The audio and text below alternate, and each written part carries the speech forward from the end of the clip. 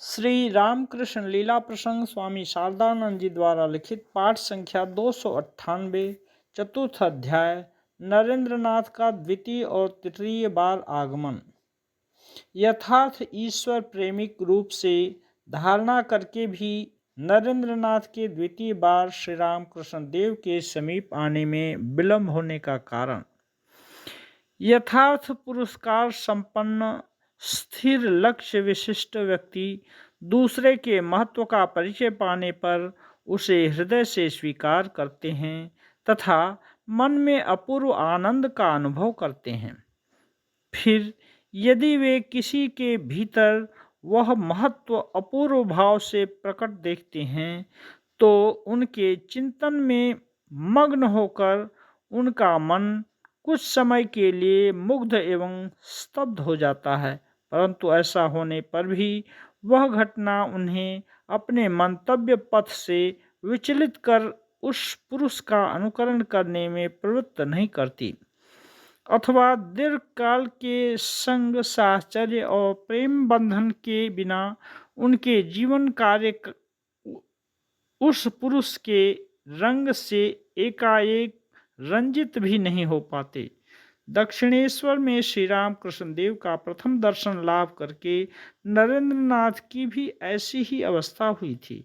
श्री राम कृष्ण देव के अपूर्व त्याग तथा मन और मुख में ऐक्य देखकर मुग्ध एवं आकृष्ट होने पर भी नरेंद्रनाथ का हृदय उन्हें अपने जीवन के आदर्श रूप से ग्रहण करने में एकाएक सहमत नहीं हुआ।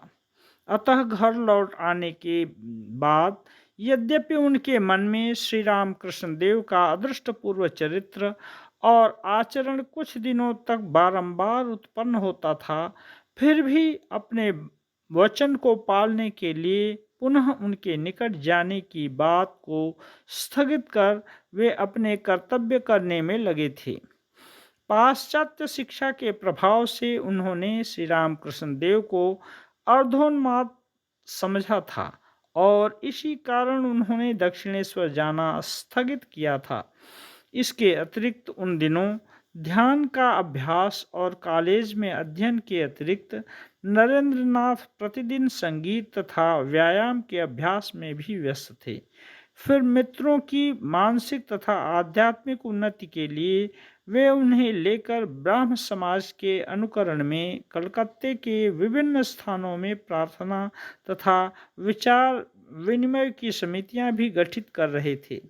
अतः यह स्वाभाविक था कि हजार काम काजों में लगे हुए नरेंद्रनाथ के मन में दक्षिणेश्वर जाने की बात कुछ सप्ताह तक दबी रही, परंतु पाश्चात्य शिक्षा और दैनिक कार्यवश कुछ समय के लिए श्री रामकृष्ण देव की बात भूल जाने पर भी उनकी स्मृति और सत्यनिष्ठा अवसर पाते ही उन्हें दक्षिणेश्वर अकेले जाकर अपने वचन का पालन करने के लिए उत्तेजित कर रही थी।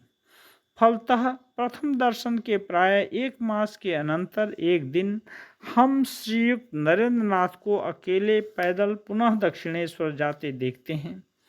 उस दिन की बात उन्होंने बाद में एक समय जिस ढंग से बताई थी उसी को हम यहाँ पाठकों के सम्मुख प्रस्तुत करते हैं।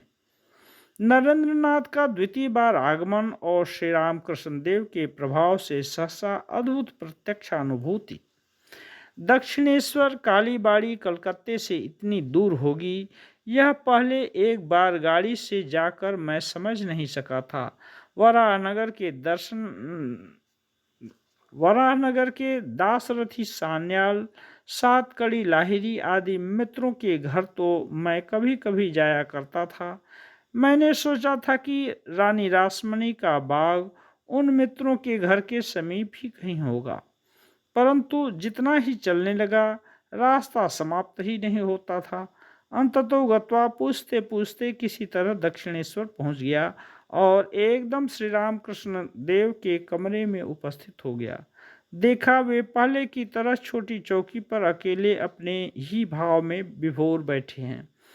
पास में कोई नहीं था। मुझे देखते ही आनंद से बुलाकर अपने पास बिठाया।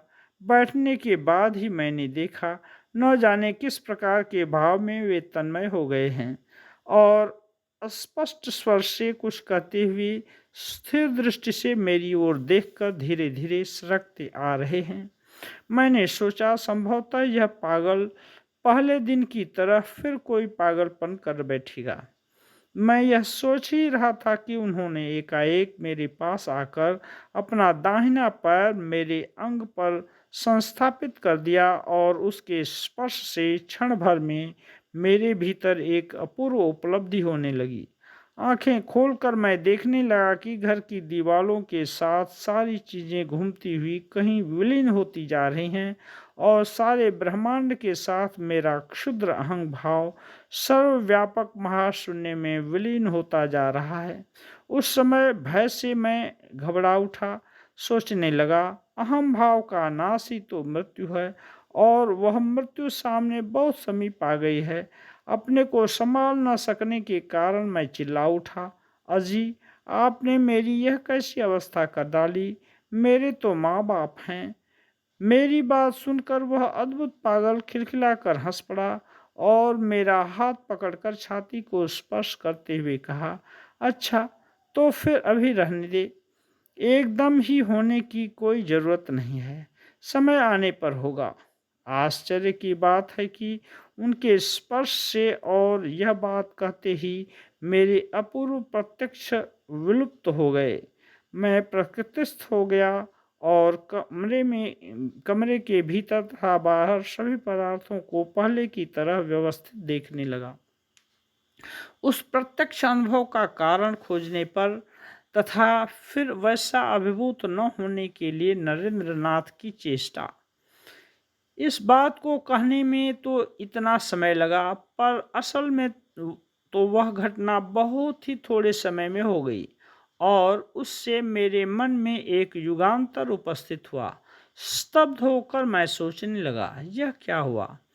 एक अद्भुत पुरुष के प्रभाव से वह भाव एकाएक उपस्थित हुआ तथा लुप्त भी हो गया।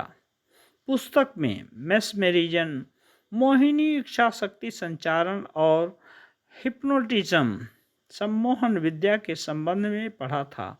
सोचने लगा कि यह भी वैसा ही कुछ होगा, किंतु यह सिद्धांत चित्त में ठहर ना सका, क्योंकि दुर्बल मन के ऊपर ही प्रभाव डालकर प्रबल इच्छा शक्ति संपन्न व्यक्ति कैसी अवस्था ला देते हैं। परंतु मैं तो वैसा नहीं हूँ, बल्कि अब तक अपने को विशेष बुद्धिमान और मानसिक शक्ति संपन्न मानता आया हूँ।